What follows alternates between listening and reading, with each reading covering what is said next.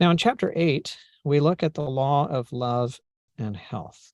And so we start looking at things from this taking to give standpoint and giving to receive standpoint, those two different loves.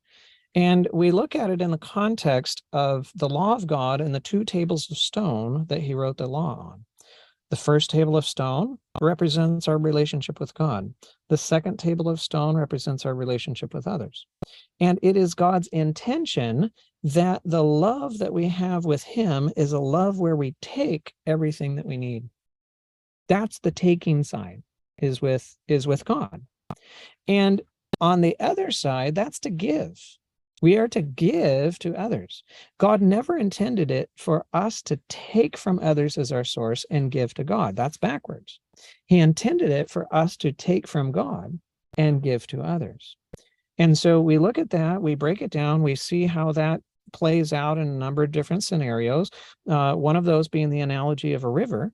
If you have a river coming into your property and then going out of your property, if it's good water coming in, it's going to be good water going out.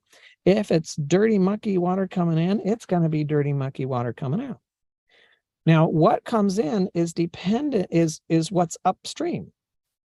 And that represents your sources. What is upstream determines what comes into you, right? What's downstream, well, that's just what came out of you and where it goes. So if you have a bad source upstream from you, you're going to receive bad. Now you can't help but give bad. But if you have a good source upstream, well, then you receive good and you can't help but give good.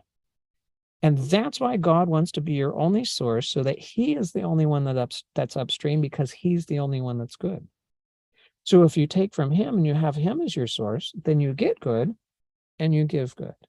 And it's natural, right?